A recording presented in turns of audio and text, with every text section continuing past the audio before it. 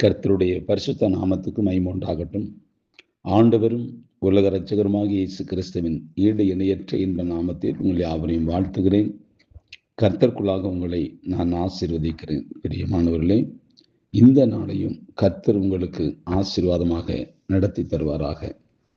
இந்த நாளிலும் தியானிக்கும்படியாக எடுத்துக்கொண்ட பரிசுத்த வேதாகமத்தினுடைய பகுதி சங்கீத புஸ்தகம் 34வது சங்கீதம் 5வது வசனம். சங்கீத புஸ்தகம் 34வது சங்கீதம் 5வது வசனம். அவர்கள் அவரை நோக்கி பார்த்து பிரகாசம் அடைந்தார்கள், அவர்கள் முகங்கள் வெட்கப்படவில்லை. அவர்கள் அவரை நோக்கி பார்த்து பிரகாசம் அடைந்தார்கள், அவர்கள் முகங்கள் வெட்கப்படவில்லை. பிரியமானவர்களே, கர்த்தரை நோக்கி பார்க்கிற எந்த மனுஷராயிருந்தாலும் அவர்கள் வெட்கப்பட்டு போறதில்லை. ஒரே ஒரு காரியத்தை நாம் சொல்லி தியானிக்கலாம். 2 நாளாம் புஸ்தகம் 20ஆம் அதிகாரத்தில் அதில் 1 முதல் நீங்கள் அந்த அதிகாரத்தின் முடிவரை நீங்கள் பார்க்கும்போது ஒரு சம்பவத்தை நாம் பார்க்கிறோம். அதாவது யோசபாத் ராஜாவுக்கு விரோதமாக 3 ராஜாக்கள் எதிர்த்து வருகிறார்கள்.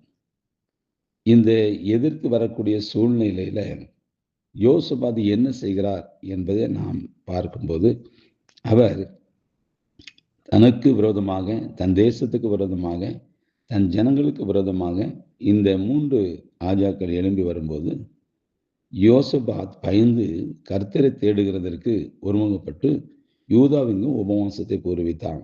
அப்படி யூதா ஜனங்கள் கர்த்தரிடத்தில் சகாயம் தேட ஓடினார்கள். யூதாவினுடைய எல்லா பட்டணங்களிலிருந்தும் அவர்கள் கர்த்தரை தேட வந்தார்கள் அப்படின்னு சொல்லி நாம் வேதத்தில் வாசிக்கிறோம். அங்கே அவர் ஒரு ஜபத்தை ஏறெடுக்கிறார். தெய்வ சமூகத்தில் உபவாசத்தோட ஜனங்கள் எல்லாரையும் கூட்டி தெய்வ சமூகத்தில் நின்று அவர் கூறும் ஒரு காரியம் என்ன அப்படின்னா, எங்கள் பிதாக்களின் தேவனாகிய கர்த்தாவே, பரலோகத்தில் இருக்க நீரல்லவோ தேவன், தேவரே, ஜாதிகளுடைய ராஜ்யங்களை எல்லாம் ஆளுகை செய்கிறவர் நீர். உம்முடைய கரத்தில் வல்லமை, பராக்கிரமம் எல்லாம் இருக்குது. ஒருவரும் உம்முடைய எதிர்த்து நிற்கக்கூடாது அப்படின்னு சொல்லி ஒரு ஜபத்தை அங்கே அவர் ஏறெடுக்கிறார். அது மாத்திரமல்ல, இந்த ஆலயத்தில் ஜெபிக்கும் போது இன்னென்ன காரியங்கள் நடந்து கொண்டு இருக்கிற காலத்தில் நாங்கள் ஜெபிக்கும் போது நீர் அதற்கு பதில் தருகிறவர் என்று சொல்லி பிதாக்கள் எங்களுக்கு கட்டளையிட்டிருக்கிறார்கள், சொல்லியிருக்கிறார்கள். அதன்படியாக உம்முடைய சமூகத்தில் நாங்கள் வருகிறோம் என்று சொல்லி அங்கே யோசபாத் ஒரு ஜபத்தை ஏறெடுக்கிறார். யோசபாத் என்ன ஒரு காரியம் சொல்றார் அப்படின்னா, எங்கள் தேவனே, அவர்களை நீர் நியாயம் தீர்க்க மாட்டீரோ? எங்களுக்கு விரோதமாக வந்த இந்த ஏராளமான கூட்டத்திற்கு முன்பாக நிற்க எங்களுக்கு பலன் இல்லை. நாங்கள் செய்ய வேண்டியது என்னதென்று எங்களுக்கு தெரியவில்லை. ஆகையால் எங்கள் கண்கள் உண்மையே நோக்கி கொண்டிருக்கிறது என்று அவன் ஜெபித்ததாக நாம் அந்த அதிகாரத்தில் நாம் பார்க்கலாம். உண்மையிலேயே நமக்கு விரோதமாக எழும்புகிற சத்துருக்களை நம்மால் முறியடிக்க முடியும் அப்படின்னு சொல்லவே கூடாது. சத்துருவை வெட்கப்படுத்துறது தேவன் தான், நம்மை அவர் வெட்கப்படுத்த மாட்டார். இந்த யோசபாத் கர்த்தரை நோக்கி பார்த்தான். அது நிமித்தமாக அவனுக்கு அங்கே ஒரு ஜெயத்தை தேவன் கட்டளையிட்டதாக வேதம் சொல்லுது. அன்பார்ந்தவர்களே, நாமும் நம்முடைய வாழ்க்கையில செய்ய வேண்டியது என்ன? நம்மை தேவனுக்கு முன்பாக தாழ்த்தி ஒப்பு கொடுக்கும் போது, யோசபாத் ராஜா தான், அவர் என்ன செய்தாரு? எங்கள் தேவனே உரிமை பாராட்டுறார். அவர்களை நீர் நியாயந்திருக்க மாட்டீரோ? எதிரியே நீர் நியாயந்திருக்க மாட்டீரோ? எங்களுக்கு விரோதமாக வந்த இந்த ஏராளமான கூட்டத்திற்கு முன்பாக நிற்பதற்கு எங்களுக்கு பலன் இல்லை. நாங்கள் செய்ய வேண்டியது என்னதென்று எங்களுக்கு தெரியலை. ஆகையால் எங்கள் கண்கள் உண்மையே நோக்கி கொண்டிருக்கிறது அப்படின்னு ஒரு ஜெபத்தை எடுக்கிறார். இந்த யோசபாத் எந்த மனுஷ தயவுக்காக எந்த ராஜாவையும் அழைக்கவில்லை, எந்த மனிதனிடமும் போகவில்லை, எந்த தேசத்துக்கு முன்பாக தன்னை தாழ்த்தவில்லை.